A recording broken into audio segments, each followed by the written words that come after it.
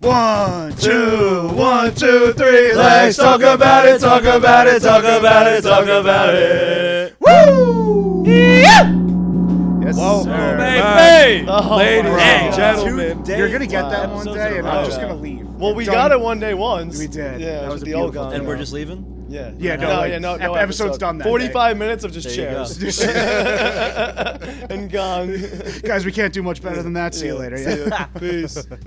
But episode 48. Wow. The great 48. Dude, let's talk about it. Let's talk about it. Wow, 48 up, 48 down. It. Almost 1 year doing this. 24 in the middle. Shoot. Yeah. Oh, yeah, with the... Yeah, we could count that like that. Yeah. Yeah. Probably 1 year of doing this. You think so? October 18th. Oh, wow. Wow, Wow. we're What's close. today? What's today? We're The close. second. Second. Today's Yeah. the second. Wow. Wow. Yeah, that's We're pretty closing in. impressive. 1 year. We're Lex closing talk. in. Get ready. Get ready, boys and damn. girls. Oh, we got a special episode for you guys then. Don't you worry. It's planned. We It's definitely ready. will. We definitely will. We're planning this one. Yup. Maybe we'll be in different seats. Maybe the Lex ladies will come back in. Oh, boy. Yeah. But yeah, guys, this is gonna be a good one. So we're gonna talk about the importance of retaining clients inside of your business. Is that really that important? It's super important. Let's talk about It's it. very important. But Before we do that, Yes. without further ado, my name is Thomas McCauley, your head of business development, and to my left I have Frank Grizzly Lawando, the COO. Frankie D, CEO. Appio Fragoletti, Director of Banking Relations. and now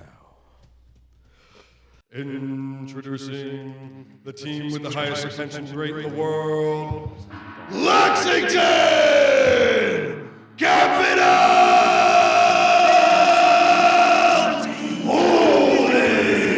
The retention is wild. He's got the Is it bell. water retention? Is it customer retention? double It's a champ. lot of retention. Now let me get your attention. This is gonna be a really good one, guys, because this is like kind of almost like Lexington's secret sauce to not just staying in business but thriving in business. And in business acquisition, you know, when somebody's trying to purchase a company, like a portfolio company, this is actually the most important statistic or metric that they're looking for is how many clients are you retaining on a yearly basis. And the reason why they're looking at that is because, for instance, if you get 100 clients a year and you're able to retain 50 of them, it's a lot easier than if you get 100 clients a year and you retain none of them and then you have to then start over. Yes. Right? So obviously way more advantageous to do that. From what I've noticed inside of business, there's either two types of companies. There's companies that are really good at retaining clients but aren't so good at marketing and advertising and sales to bring the clients in. And they have a really good customer service team, or they're Jedis in marketing and sales, which was kind of us at the beginning, to be honest with you, before we built our retention department, but they just can't figure out how to keep a client. So there's really two different types of companies, and we'll dive in how to really be successful inside of your business to retain clients. So. I mean, I guess to begin, I would say probably one of the most important ways to retaining clientele is how you, especially in our industry, how you sell. You know, if you sell transparently, you give them the best deal, you give them the best option, you make sure they understand everything about the product they're taking and the process behind it. It makes them infinitely more willing to continue to do business with you, knowing that you were the guy who told them the truth, you were the guy who showed them how this all actually works, rather than just hitting a one and done and pushing them out the door. Exactly. You're looking to really build that relationship with the client. It'll help keep them there longer, keep building your book value, because, you know, as Frankie said, that's like what's most important. You know, like if you ever go to sell one day, your book value's there. So, you know, you can do like the little things like, hey, I just got the sale on you. Love that. We have a great relationship. Here's a shirt for the company. Makes them feel like they're part of it. Makes them want to stay around a little bit longer, you know.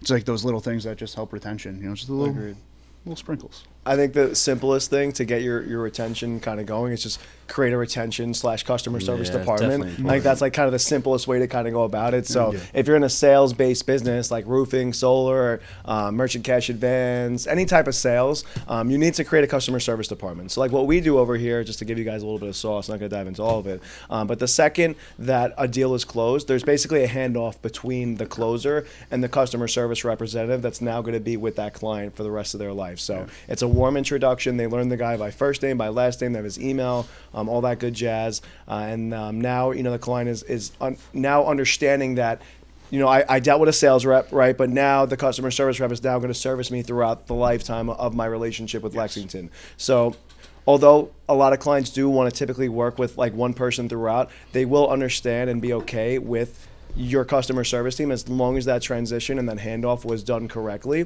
and as long as that sales rep introduced the customer service representative on the phone call. You can't just have the customer service representative reach out and be like, hey, this is Danny from Lexington. Oh, no. I'm with customer service, because for one, like, they might just be like, oh, I only deal with Corey. Or like for two, like they might just be like, who are you? And then hang up the phone, because obviously a lot of business owners get calls all day long. So I think a warm handoff is really important. And then simple answer is obviously just building out a division, getting people, get a script, get people, inside of your customer service department, and just teach them the lingo, teach them the industry, teach them the product, and teach them how to really help clients and how to be a liaison in between the lender and between us, and make sure that relationship is really held tight. One thing that you sorry, Rita. Yeah, I was just gonna say, I really think starting over, retention is so important for us as a company, because as a salesman, we always say, there's no cap to what you can make. But in my opinion, if you don't have a retention team, then there is a point where you're going to plateau and you're going to cap, because there's only so many phone calls that can be made in a day. There's only so many calendar appointments that you can pipeline into your calendar until it's completely booked out. Yeah. And when you have a retention team, you get to pass those clients on and refill that entire pipeline of yours, refill that entire calendar of yours, not worry about booking an appointment? No, pipelining, mod on. Not worry about pipelining your future clients, but rather the clients that you've been working to get to that closing table, so then you could pass off to retention. And when you have a retention team like that, I mean, it's only going to force the retention team to eventually have to add another person, and you're going to consistently grow the company in that way, in my opinion, because everybody's time is getting filled to the very brim, and that's what, in my opinion, makes a salesman truly uncapped. Yes, Yeah. it's true. And you want your salesmen to really only focus on new business. You don't want them to have to worry about reoccurring business, because if they're out all day long dogging and savagely getting new business in all day long, and then you have your customer service team, your more consultative team, making sure the client stays in the pipeline, making sure they're happy, make sure they're loving the product and the service that they receive, then obviously, like Appio said, it's going to just keep building the pipeline for the sales representative, because now he's bringing in, say, 20 clients a month. The customer retention team is keeping at least 10 of them. Boom, at the end of the year, he's got 120 clients. The next year, he'll at least retain 60, and then gets another 120. That's 180 after 2 years. So it's kind of just like a compounding effect in being able to keep these clients inside of your pipeline. And then it builds a floor to your no limit. Like every year you kind of start fresh, having like, say, $100,000 coming in a year from the retention, and like now you could go get that next $100,000 or the next 200,000. Like it sets your base so you can make that no limit still be no limit, because every year it just goes up. Now you got $200,000 after 2 years. Agreed. Going out to get that extra 150. Now your salary is 350, and you only personally made 150K. Agreed. That's how crazy retention can be. But you do need to work for a company that allows you to keep your retention, because Yes. most people in Yes. our space does not allow that. They pay their customer service / retention team a certain percentage of the deal, and the sales reps only get new business. That's all they get commission on. So it's definitely important to work for a company where, sales, what is sales? You're trying to build a book. You're trying to build a book of business. Exactly. So imagine being an insurance rep and them just saying like, hey, you make the sale, you get the deal month 1, and then month 2, 3, 4, 5, 6, 8, 9, 10, 11, 12, year 2, 3, 4, 5. It's not your sale. Like no one would do insurance. Been there. Yeah, so it's like kind of like a little blasphemous that some companies don't allow to do that, because in my opinion, that's also capping the sales rep, which the industry is supposed to be not capped. That's the whole point of doing sales and getting metaphorically punched in the face every day is to be able to make a lot of money, you know? So. Essentially.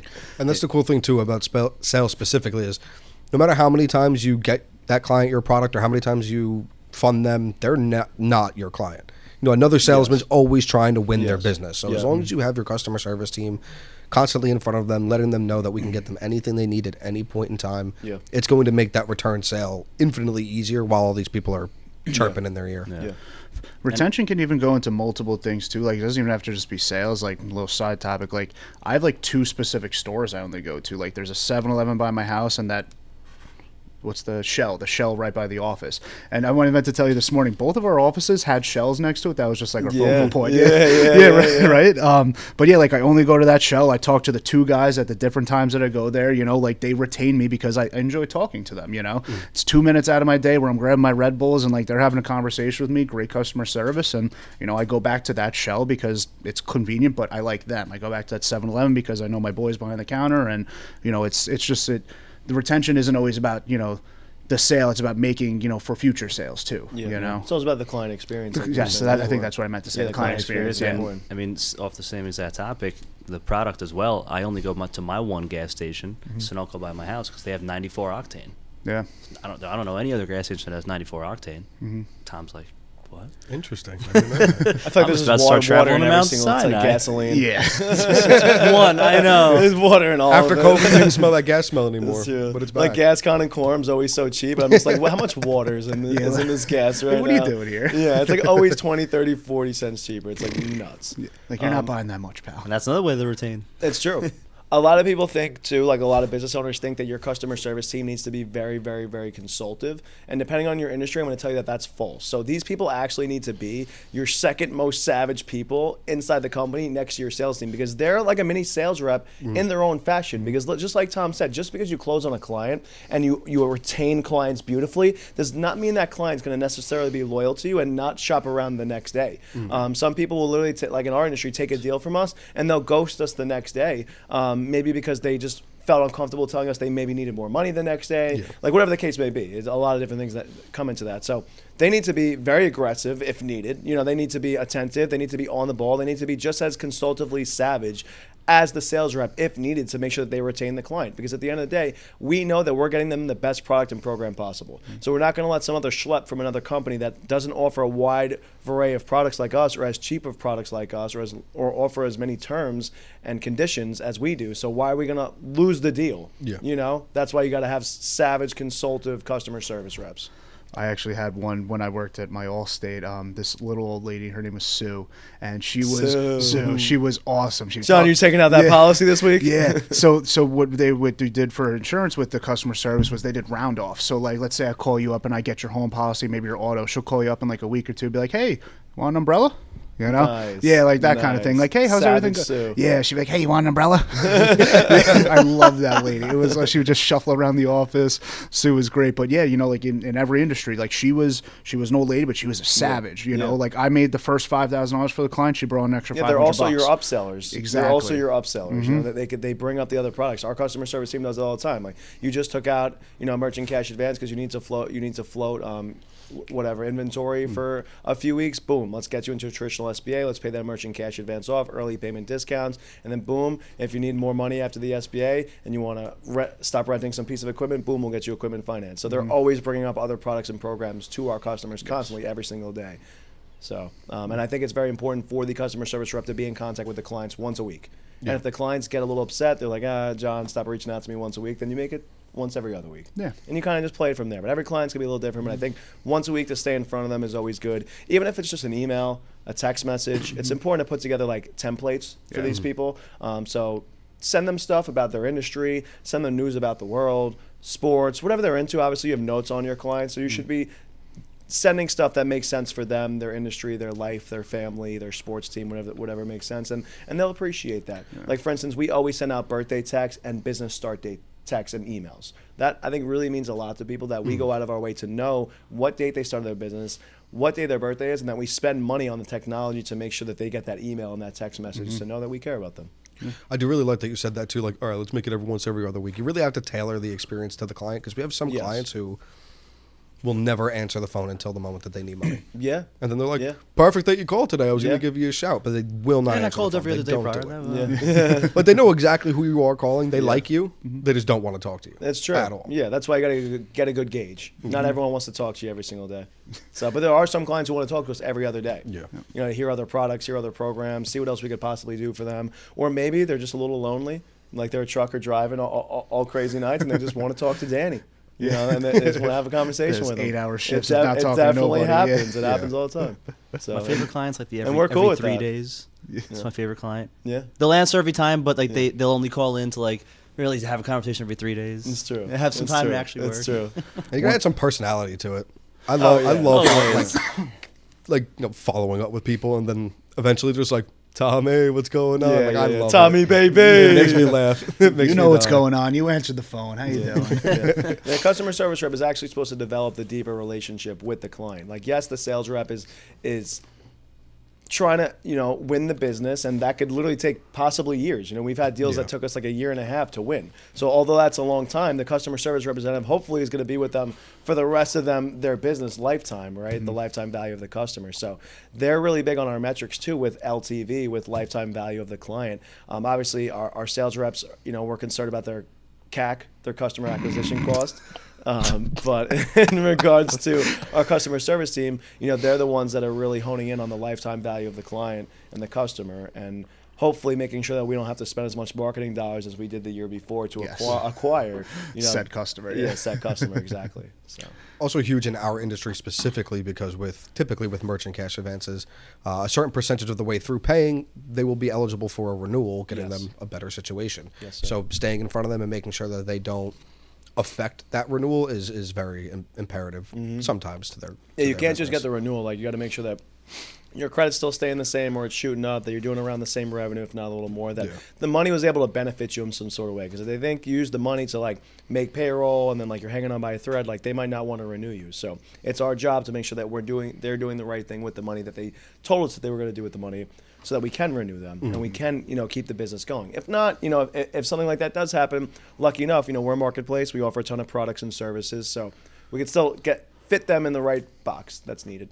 One thing I like that you said before is, like learn about them, be their friend, whatever. I remember when I had my old CRM with the insurance business, like I had like just this fat notes section, be like, oh, John Evans like has, like 3 daughters, they're all in soccer, like you take all those notes, dog named Sparky, because then you call like, I feel like we said this on a bunch of podcasts, but like you call, hey, how was Lindsay's soccer game? Like just like that little thing, and tailoring that to like when to call them too, like maybe John only likes to be called once a month, like so you give him a call once a month, maybe he doesn't want to be called until renewal time, but like you can establish that by speaking with them, bothering them that little bit the first time, and then like pull off the brakes, figure out how much gas you can give it.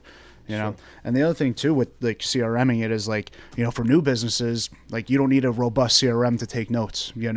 I wanted to bring this up earlier. There's 2 things you could do as a newer business: set up time frames in your day to be a customer service rep. Obviously, always be ready to take a call, but maybe like from 9 to 9:15, you bang out a couple customer service calls in the middle of the day, at the end of the day, because you're a business owner, you got other things to do, but you don't have money for a customer service department yet.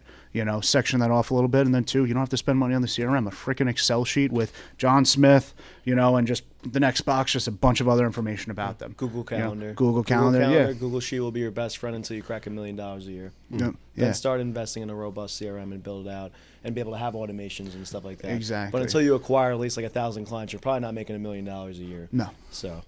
Yeah, but keep it simple. You don't have to overthink things, especially like in the beginning with retention, customer service. Be who you are. They liked you enough for the initial sale, and then be who you are again when it comes to like doing that. Some of these guys just want a friend. Sometimes being a business owner is lonely. Like as we said, the truckers will talk to them, but like if I trust you with talking to you about my money, like maybe I'll talk to you about something else too. And like that just develops that relationship deeper. And now I'm gonna want to keep taking money or figure out another avenue you have for me. Give out free shit. Yeah. Who loves spending $500 and they're like, oh, I got a water bottle. Yep. It came with a water bottle. Even if it's a keychain. Anything little. Yeah. So like we have like Lex gear that we like to send our clients, that we like to send our partners and stuff like that. Christmas time we do wine. We definitely need to start doing this more. Yeah. But I think we do a pretty good job right now of just something just so little, that could really make a client's day. So I think giving them little tchotchkes, little gifts. If it took $100 to acquire the client, you had to pay the sales rep $50, it's $150, but you made $1,000 on the sale. Spend another $50 on the client. You profited $800 as a company. You just got to really know your markups, your customer acquisition costs, and what it takes to really bring that client in. And then you could gauge whether it's going to be worth it. An Amazon gift card, like little things like that. $10 Starbucks gift card. Anything small that just shows like a gratitude or a gesture towards the client will help you retain them tremendously. Mm-hmm. One thing I do love that we always say is, Mr. Business Owner, this isn't a one night stand. Right? I'm trying to build a relationship. Yeah, we want to get married here. We're gonna get married here. Yeah. I'm gonna give you the best deal right now because, like you also always say, is you're not gonna make money on the first deal always. No. And when they know that you did right by them, they're coming back. Yeah. It's true. We strive not to in most cases, honestly, because that means that we acquired a good customer. Yep. If the customer costed a lot, usually he's a good customer. Yeah. Totally right, Tom. One thing too is that great retention can lead to great referrals. You know, you have a customer that trusts you with their life, like they're going to send you to the 5 people, or they're going to send those 5 people that need help right to you. Yep. You know, like a good trusting retention, like will treat you right. You know, you treated them right. The only thing they could do is repay the favor. You know, and life insurance and all automotive, you know, all those things here, you know, like we always ask, like, hey, if you got anybody, you know, but if you really struck a good with that client, they might have someone for you. You know, you never know. So yeah, a good retention team will, you know, lead to a lot more external sales as well. You know, it's crazy when you think about it. And Absolutely. that's why I'm sorry. What were you saying? I was gonna say that helps me so much in my department too, because you know the partners they're tethered to these clients so heavily. They have all the rapport. They refer them over to us. They're signing their name on our company and our programs. And when they get funded, the deal's closed out, whatever the case may be, and their client calls them and says, "I loved Appio. I loved Frankie. I loved Corey. I loved Ryan. They were so nice. They were always in front of me. Very transparent. It's amazing." Those clients refer people over, the partner gets more money out of it, and it just then the partner refers over another partner because they're like, okay, these guys It's just are free real. leads. It's free acquisition is really what it comes down to. I think we have a great thing set up with as far as retaining partners as well, with the kickback that they get for any clients that if they refer a client over, and now that client signs up as a referral partner, the original referral partner still gets paid out on people they refer over as well. Well, on top of that too, we allow our partners to keep their book of business. So they get their renewals. Anybody ever gets money again that was tethered to them, 2 they're getting years paid later, again. Doesn't 1 year matter. later, doesn't matter. If we get the client back in, we send you money. There's people who wake up to money in their bank account from Lexington.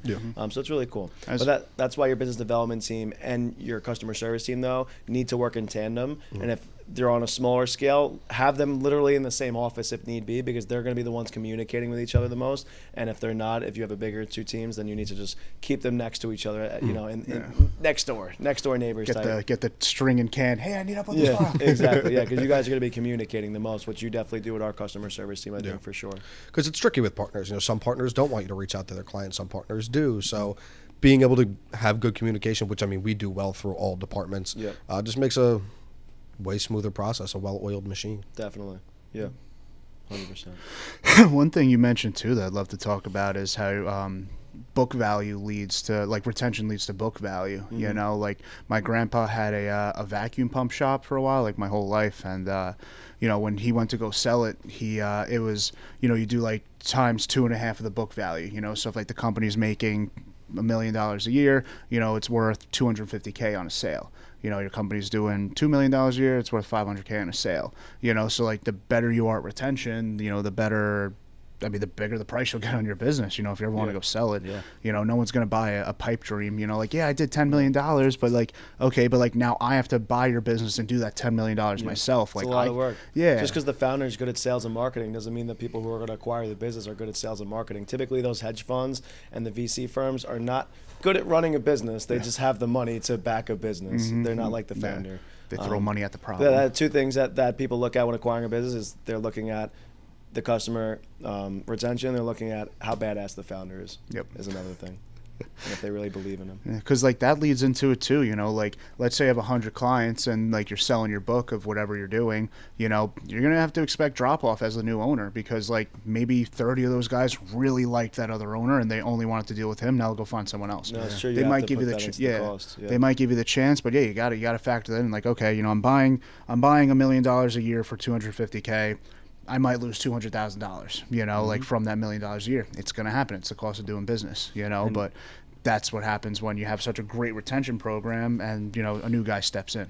I mean, it's so important as far as retaining clients and being able to build up your book of business. That your retention of those clients is also so important for your retention of your own employees. Like my buddy Danny, he was on episode, I don't know, somewhere between 5 and 10. He's my insurance guy. He interviewed at, I don't know, tens of different insurance agencies, but he landed on one of them because they let him keep a book of business. It was the only one that let him keep a book of business, which in insurance, I mean, I thought more insurance agencies would let you. That was the whole point. I thought that was the whole point. Yeah, it's it's changing. a little different. Yeah, it's changing. But he found a place that he could let him keep his book of business and sell it at any point in time if he wanted to as well, after a small vesting period.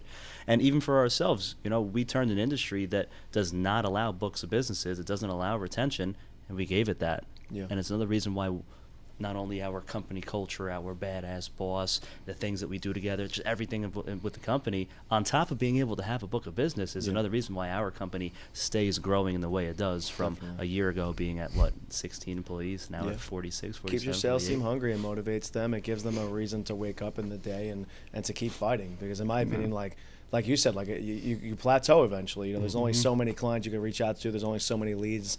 There's only so many follow-ups. You need your clients you're already sold. Yeah. You know. Even something like keeping the book of business can help prevent burnout, you know, because you have something to keep working for. Yeah. You know, or even on like bad weeks, like you're having like a bad sales week. Like get the first thing saved. you do is you go and call the people you've already funded. That'll, for one, get your morale up and your confidence boosting, because it's like I'm talking to 5 Johns that I funded over the past 5 years. I'm talking to Sally. I'm talking to Jamie. I'm talking to this. I'm talking to that, and I'm getting back in my groove. I'm feeling myself. I'm helping the customer service team. We're funding a few guys this week because I'm just touching my book of business. Boom, hitting the phones back, and I'm ready to go. I'm back in action. I got my confidence. So it's important in that aspect too, when you're having your dry weeks, to be able to go back to the people that you've already worked with, because they can really help boost your confidence. Have some good conversations. Yeah, Absolutely. that's a great point as well. That is a great point. Digging yourself out of that kind of rut. 'Cause, Yeah, out of the rut. I mean, All sales reps it's get in a gonna rut. happen. Yeah, it happens. Everyone gets into a rut eventually. It's just like, are you going to keep doing the same thing and be in a rut, or are you and gonna the only switch way it to up get a out of the little rut is mentality, and also just to get some momentum flowing. You know what I mean? Get the snowball effect going. So like you fund one client, it's like, okay, the snowball effect, it's coming. I got some confidence. I'm ready to go. Yeah, no, touching, and then as I was gonna say, as you said too, like it helps bring in that old business and helps get you ready for the new business. You know, your retention, it's wild because it's like a double-edged sword. You know, you can use it how you need to use it. You know, use it to feel good, use it to make money, use it to build further relationships. It's a good weapon to have. You know, you need to retain.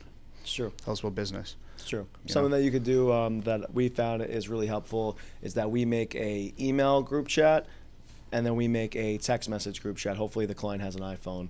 And then what we'll do too is on the iPhone group chat, we'll make the picture the business owner's logo, if like they have like a well-known logo out there. And then like I think that's just like a little small thing that's really cool. And then whether the opener, the closer, or the customer service rep reaches out to the client, and that's something that I didn't mention. We put the closer, the opener, and the customer service representative into that group chat with the business owner, so there's 4 of them there.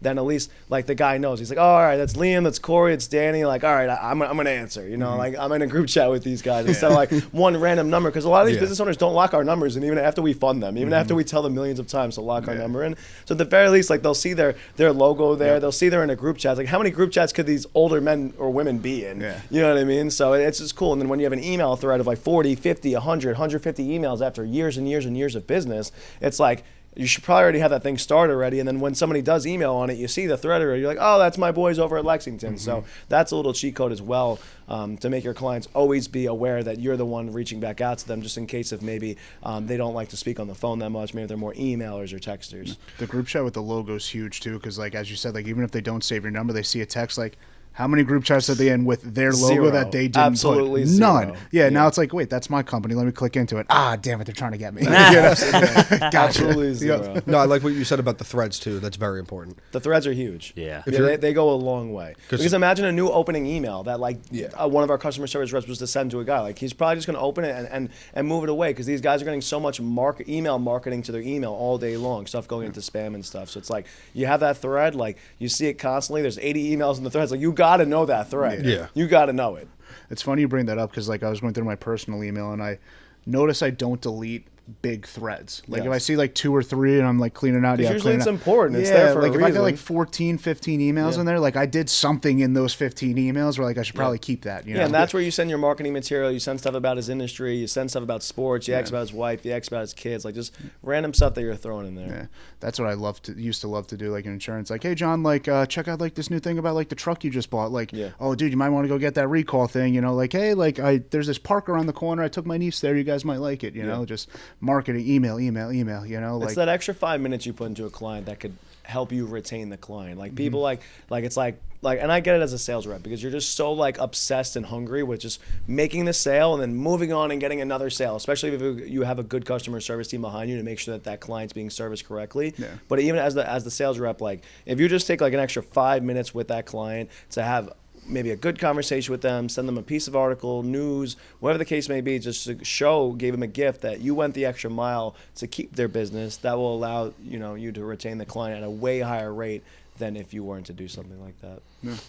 One thing that I like to, think about with retention too is like there's needed retention and like you have to do it retention, like in a sense, like, so like Amazon, I hate dealing with Amazon, bro, but like they're just so convenience retention. Yeah. So like I hate Amazon. They mess up so many things, but like it's convenient to just order from them.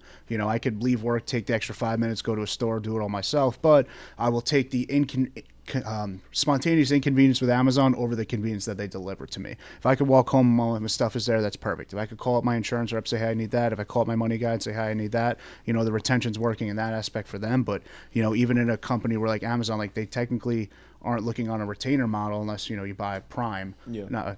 Is it Prime? Yeah. Yeah. Amazon Yep. Prime. Yeah. Yep. But, like that's like their retention. You bought Prime so you get your shipments faster, Yeah. just like that's the little model that kept people coming in. 2-day shipping's nice. Next day at 8 p.m. is sick, like something like that. I do like what you said too about calling up your guy. Like you always say, everybody loves to have a guy. So if you make that connection, it's going to make your life way easier. People just like to reach out to the same person and get exactly what they're looking for from that person that they already trust every single time, which is beautiful. Why we have so many different programs. Which makes retention easier in a way, is because anything they ever need, whether it be a line of credit or equipment or a quick injection of capital, Frankie's one call away. Oh yeah, 100%. What's cool about us compared to Amazon is that we're Everything. faster than Amazon. We can get people funded within 24 hours. They can get a package to us in 24 hours, but we get them funded the same day. Usually you don't get packaged in the same day. No. And our customer service is way more exceptional than Amazon ever is. You could actually get on the phone with a human being and speak to them instead of some robot or somebody maybe from a foreign country that doesn't speak the best English. So it's very frustrating dealing with a bigger company in that aspect, and that's why no matter how corporate and how big we get, we will always have that mom and pop shop feel when it comes to especially our customer service department. That's something that I will always spend the extra money on for people to be able to call in, because that's stuff that could win over the competition. Like Amazon's gotten so big that it doesn't matter. Yeah. But as a smaller business, your customer service and your caring about the client just needs to go way up and beyond like what you could possibly even imagine. And that's why we were able to retain the clients, because we have the speed and easeability of Amazon while still having that mom and pop shop feel where you could call in and you could order a grandma pie from us and you speak to Grandma Nona. You know what I mean? Every single time when you order the pie from her. Yeah. So like I said, like no matter how big we get, we could be a Fortune 500 company. Like Three I'm rings not max. cheaping out on the customer service department, and that's what a lot of these bigger Fortune 500 companies do, is they cheap out on that because they're trying to slash costs, they're trying to keep profits. But I mean, how many people do you think Amazon might have lost because of that? So many. A lot. I'm dude. sure that they've definitely lost a lot. And, Me- and me what's funny myself- about Jeff Bezos with that is he really cares about his customers. But I don't know. That makes me feel like he doesn't. That makes me feel like he He doesn't. probably like got to that like point of like richness where it's like, oh, I love He customers. cares about and the it's like, easeability to receive the product, but he doesn't care about the after the sale. Yeah. You know, I which do is feel like they make could be almost returns very easy though. returns, but speaking to a person, because sometimes, dude, like you need to speak to a person from Amazon. Yeah. Yeah. I agree. And like honestly to counter that, I don't think they make returns easy. Like if I have an issue with it, hey, go take this to Kohl's, go bring this to Staples. Like, no. I don't have time out of my day to fix your mistake. Like, give me the label, send me a freaking box, and I'll put it back in there and send it back in that same box, Like, give me a label. I'm not going to Kohl's to return that item. Just give me a refund, and I'm keeping it at that point, Like, I mean, you me- guys screwed up. Me, myself. Some companies have lost my business from just sitting on hold or dial by name directories. Where I'm like, I'm just going to go find something Oh, else. dude, you Make call my in life so here, much 3 easier. rings max, and someone answers Max. the phone. Max max. 3 rings. Yeah, You will not Walmart pass lost mine 6 the other seconds. day. What? Walmart lost mine the other day. Oh, I jeez. bought my sister a TV. She lives out in the city. I had it shipped to her house. Ends up at my house. Damn. I called them. I'm like, hey, look, like, I need to return this thing. I need something, blah, blah, blah, whatever the heck it was. Dude, I got on the phone with this customer service rep, and he goes, that's your own problem, and hung up the phone. Wow. Dude, places are getting like that. I was like, That's what? Places are getting like crazy. that. What? Yeah. Hung up the phone. Wow. Yeah. Oh, I'd be irate. I was. I'd be irate. I was. But I had to go to Betty Buys. That's just what happens when your employees aren't happy with Yeah. where they're working. Well, that's You know what I mean? He's grumpy. He's not getting paid enough. no. Economy's bad. Everything's expensive. Family sucks. And Appio's like, yeah, this TV came into the wrong house. Take it back. Like, he's not having it. Nope. The The delivery driver took a picture of it being delivered there, so it was delivered. Like, okay, to the wrong spot. Like, You brought it dude, to the I billing work at a address. fintech company. Like, sometimes stuff happens with your technology where something goes wrong and it goes to the wrong house. Like, I know I put this ad. I created a Walmart Plus app. account just to purchase this TV and have it shipped to my sister. Like, it was shipped to supposed to be shipped there. Mr. Walton would be very disappointed. Oh, upset. He would be very disappointed. Appio hates two things. Uncle Uncle Giuseppe's. G's. Walmart. Yeah. I hate Uncle G's. One company I'd love to Scamming shout out devices. for their customer service, besides us, is Zappos. Yeah, Zappos. They're big time. Shoe place? Yeah, they are obviously not to undershine us because we're phenomenal, but they're like the best customer service in the world. Like, you can call them up and say, hey, like, I'm in Alpharetta, Georgia, and like my car broke down. They'll be like, oh yeah, there's a repair shop down the road. They're open till 12. Give them a call. Like, that's like they sell shoes, bro. Like, and you could call them for like anything. Like, I got locked out of my house. What do you think I should do? Well, do you have an electric pad? How close is your nearest locksmith? Like, I want to try this. bro, do it. Like, that's like what they pride themselves on. Like, that after the purchase, they want the best experience for the client. Just like we want the best experience for the client. So we do it. You buy Zappos again. You come to us again. But yeah, you can call them for anything. And it's they'll laugh with you, they'll cry with you, and They sell all shoes? yeah. Any type of shoe? I think Appio's it's already retained. yeah, no, right. Zappos, you're welcome. No, it's like running shoes and like casual wear. Is That's that another those thing. brand or like? Brand, yeah. That's another Oh, thing okay, too that's yeah. big with retention is technology. Like even on our website we have like a little chat bot and that goes straight into all of our emails. Like we all see it. So the second that someone has a question, they pop it in there, bang, someone's getting right back to them. Yeah. Technology is definitely huge. Obviously you're not going to have it initially when you first start, but as you scale, working little things like that, like a little chat bot, like me personally, I love American Express. They have me retained for life. I can just go onto my app and ask a question in the chat bot, and it's usually a person responding back to me. Yeah. And it just does what I Yeah. need it to do. It's great. That's actually something I like love and hate the chatbot feature because like I can chatbot something and like fix the issue in like under like 2 minutes, or I can try and call in and as you say with these big companies, like I'm on hold for 20 minutes and like I'm chatting on the chatbot while I'm on hold. Like let's see which one fixes my problem first. Yeah. But you can complete 99% of your issues now in a chatbot and like.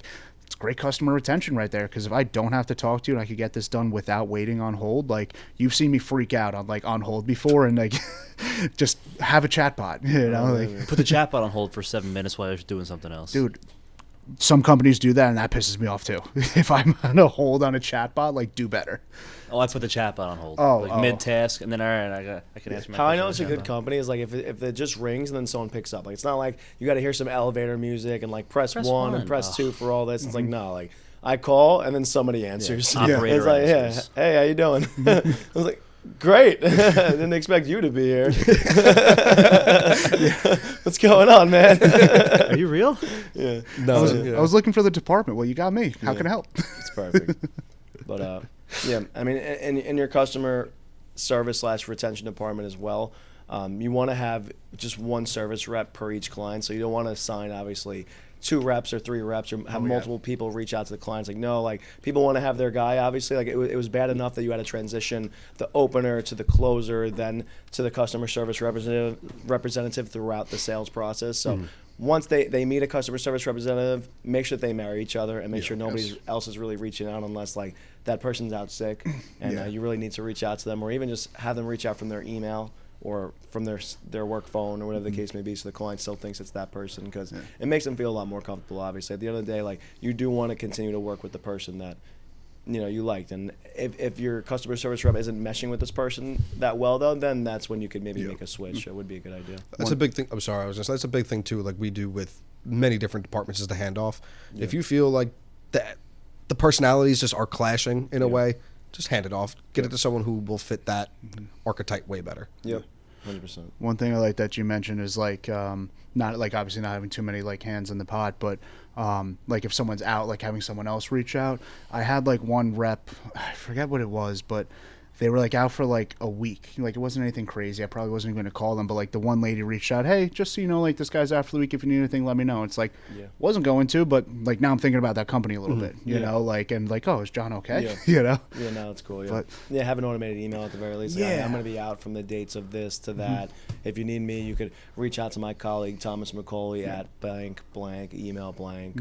And that to transition is a phenomenal thing to keep retention is before you're even out, like don't let your clients find out you're out. Let them know you're going to be out. Yep. You know, like send that email. If you're a new business, you know, you probably only have maybe 100 emails in your contact book. Just send it out. Hey, I'm going to be out from this day to this day. You know, if you need anything, give me a call. I'll have it on backup, you know, whatever. But like that's something where it's like, again, they weren't even thinking about you, but like now in those couple days they are. You know, like John's out for 3 days. I didn't need my plumbing done, but pipes are looking a little rusty. Maybe I'll give him a call when he comes back. You know, like something like that can help with retention. It can help get you a sale or two. You know, stay ahead of the client. Because like I hate when I have an issue and I call my rep or, you know, whatever, and like, hey, I'm out. Like, wish I knew that. This is a peril issue. You know, like things might go bad. Yeah, agreed. Funny thing about that with real estate, as a real estate agent, there's this running joke that you'll have no business, and then the day you go away on vacation, everyone's selling their house. Yeah. We in the bank we call it Call of Duty timing. It was like a classic joke when we were younger. But the second, like if you walk away from your desk and you leave your phone there, it's going to ring. Yeah. Oh, Every single You're scoped time. in on the corner, and then the second you're like, all right, no one's there, and you step out, shot. Right, yeah, so we call it Call of Duty timing, but it's so true. Like I'll literally walk out of the door, speak to one of our sales reps that's right there. My phone is right there. The second I open the door and walk out, it starts ringing. I'm like, God damn it, dude. Yeah.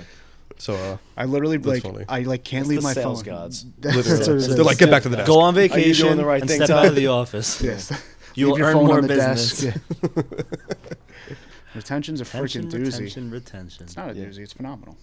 It's something that's definitely needed once you're starting to grow your book of business. Like once you feel like your sales reps can handle retaining their own clients, like that's when you really need to start bringing them in. And like that's what we realize over here is like each sales rep like has like 100, 200, 300 people funded inside of their book of business. You know, we're starting to lose out on new business right now because they're not going out and they're not being savages and bringing in new business constantly. So that's why we thought that like we implemented this, and like although it costs some salaries and it costs some commission, it's definitely making us way more money on the back end just because we are able to retain clients. Like I said in the beginning of this show, if you work with 100 clients throughout the year and you can retain 50 of them, it's a lot easier than if you fund 100 and then none of them stay with you by the end of the year.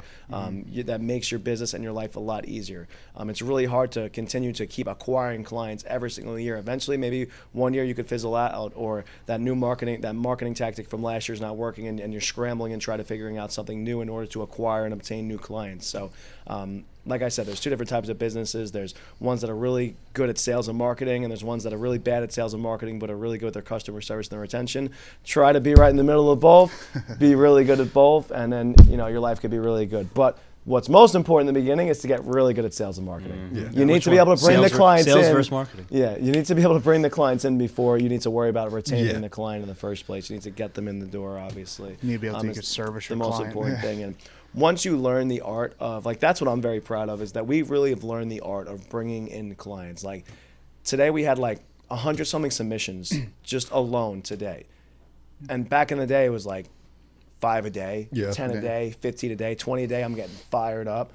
So just the growth that we've even just seen with being able to bring in business, and we're constantly getting better at bringing in business, and we're constantly getting better at retaining the business. It's really cool to see from an outsider standpoint, and really goes to show that we're just developing and honing our skills and developing our departments really well, and developing our people, our employees, and making them the best sales rep or customer service representative possible. Most definitely.